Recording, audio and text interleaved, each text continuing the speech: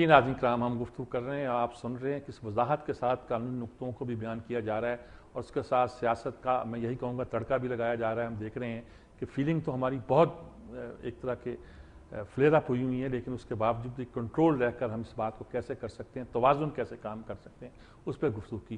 سلیم بخاری صاحب، آپ ساری اب جسٹس صاحب کی بات بھی سن لی، حفیظ اللہ نیاز صاحب کی بھی آپ نے سنا، آپ نے خود بھی کہا، کیا اب ان ساری باتوں سے یہ ایک توازن کی بات کرتے ہیں لیکن حکومت تو تیار نہیں ہے بالکل؟ بنیادی نقطے تو وضاحت کے ساتھ فرما دیے ہیں جسٹس صاحب نے، جج صاحب نے، اور ہونا بھی ایک مسلم اسلامک سوسائٹی میں ویسے ہی چاہیے جس طرح کی بنیاد اس کی تھی، لیکن ہمیں اسے کمپیئر کرنا ہے کہ ہو کیا رہا ہے۔ اپنے ان کے لفظوں پر لے لیتے ہیں ان کو کہ پارلیمنٹ کو سپریم ہونا چاہیے، دیٹ مینس کہ پارلیمنٹ جو فیصلے کرے گی ان کی عملداری ہوگی، یہی مطلب ہے نا سپریم اور ساورن کہنے کا۔ 5 ریزولوشن سر اس نے پاس کی ہیں اپنے 4 سال عرصے میں، جن میں جوائنٹ سیشن تھا، کنسنسس تھا، کیا اپوزیشن، کیا انڈیپینڈنٹس، کیا حکومتی پارٹی، سب کا کنسنسس تھا۔ کیری لوگر بل پر کنسنسس تھا، ریزولوشن پاس ہوئی۔ ڈرون اٹیکس پر کنسنسس تھا، ریزولوشن پاس ہوئی۔ بلوچستان پر کنسنسس تھا، ریزولوشن پاس ہوئی۔ ریمنڈ ڈیوس پر کنسنسس تھا، افغانستان پر کنسنسس تھا۔ 5 ریزولوشنز کا حال مجھے آپ فرما دیجئے کہ کیا ہوا اس پارلیمنٹ کا جس نے اسے بغیر کسی اختلاف کے کنسنسس سے پاس کیا۔ اب اگر حکومت اس قابل بھی نہیں ہے کہ ایک کنسنسس ریزولوشن کو آنر کروا سکے تو کس پارلیمنٹ کی بات آپ کرتے ہیں؟ پہلی بات تو یہ ہے۔ ٹھیک ہے۔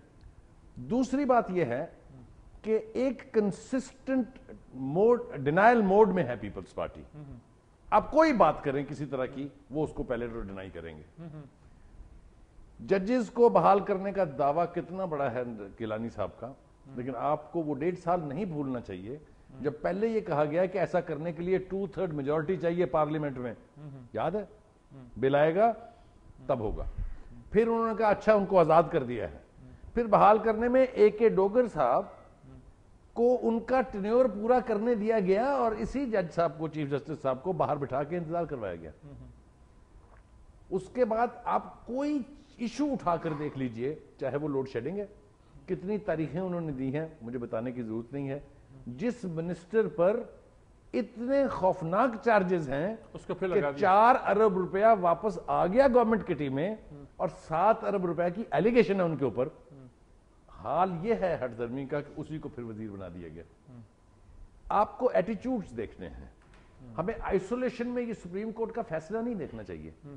ایز اے رولنگ پارٹی جو دعوے دار ہے کہ ہمارے پاس میجورٹی بھی ہے اور الائز ہمارے پاس بے پناہ ہے، اس کا کنڈکٹ کیا ہے؟ اس روشنی میں اگر آپ دیکھیں تو اس سے زیادہ پور پرفارمنس پوری پاکستان کی ہسٹری میں کسی۔ جو جناب حفیظ اللہ نیاز صاحب، آپ اس وقت قانون کی طرف سے اور ہمارے سیاسی تجزیے کے درمیان بیٹھے ہوئے ہیں، کیا کہتے ہیں؟ دیکھیں جی، مسئلہ یہ ہے کہ باتیں اس میں میرا خیال ہے کہ وہ باتیں ہیں جن کو اتنی وضاحت سے اور اتنی فصاحت کے ساتھ رکھ دیا گیا ہے۔ ایشوز تو پوری ایک واضح ہو گیا، پوری قوم کے اندر رچ بس کیا ہے۔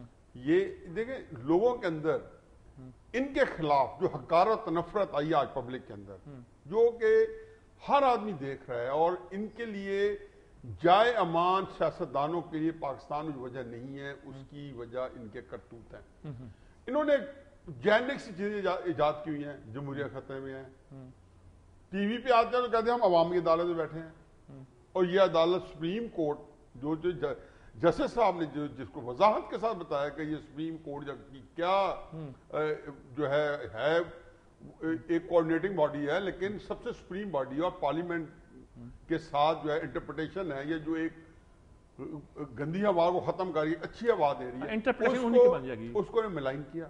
اور پورا اسٹیٹ میڈیا، اسٹیٹ ریسورسز، سارے وسائل سپریم کورٹ کو انڈرمائن کرنے کے لیے، اس کا تشخص یا اس کا چیز کو خراب کرنے کے لیے رات دن مصروف ہے۔ دیکھیں ایک حدیث مبارکہ ہے می صاحب کہ حضور صلی اللہ علیہ وسلم فرمایا کہ آپ کے اندر جب آپ ایک اچھائی کو پھیلانے کا کام ختم ہو جائے گا اور برائی جو ہے اس کو پھیلانے میں آپ معاون بن جائیں گے، تو آپ لوگوں میں سے جو سب سے بدترین لوگ ہیں وہ آپ حکمران بنا دیے جائیں گے. پھر کیا ہوگا؟ وہ آپ کے اوپر بھوک، افلاس، کیاس، افراتفری کا آپ کے اوپر نافذ کر دیں گے، اور آپ اللہ کے آگے جھولیاں پھیلا کے گڑ گڑا کے دعا مانگے کہ اللہ تعالیٰ ہمیں ان حکمرانوں سے نجات دلاؤ. تمہارے جو بہترین لوگ ہیں وہ تمہاری دعائیں کر رہے ہوں گے، لیکن اللہ تعالیٰ تک تمہاری دعائیں نہیں پہنچیں گی.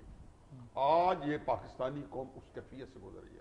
ہمارے جو بدترین لوگ ہیں، دھیان دیکھیں ان کے پاس کیا تھا؟ یہ امین تھے، یہ خائن بن گئے ہیں.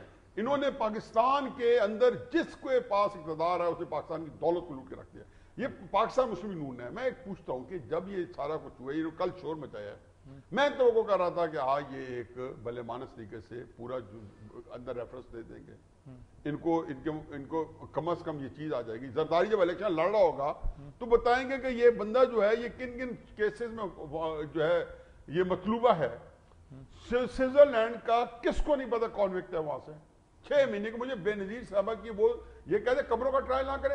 بے نظیر صاحبہ کی وہ فوٹیج چلاتے ہیں جنہوں سوئٹزرلینڈ لینڈ کر کے جج کے عدالت میں دینے کے جو انٹرویو دیا، خدا گواہ اس بیچاری کی چہرے پہ ہوائیں اڑ رہی تھی، اس کے اندر ایک کپکپاہٹ تاری ہوئی تھی.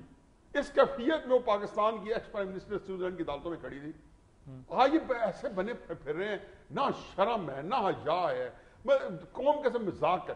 سپریم کورٹ انتہائی میں ان کو سلوٹ کرتا ہوں، جتنی ان کو بیچاروں کو انڈرمائن کیا گیا ہے، جتنا ان کے خلاف گندی زبان استعمال کی گئی، انہوں نے اس کو صبر سے بڑی اسٹیپ فاسٹ دیکھیں جی، بڑے حوصلے کے ساتھ فیصلہ دیا ہے، بیسٹ پاسبل فیصلہ جو ہو سکتا تھا.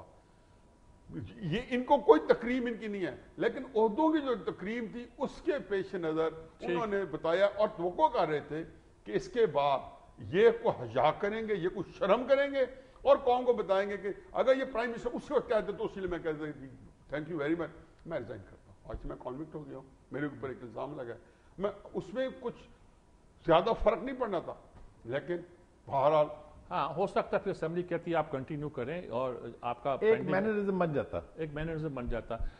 آپ توہین عدالت قانون کے بارے میں کچھ بتانا میں اس کے متعلق تھوڑا سا آپ کو بتانا چاہوں گا.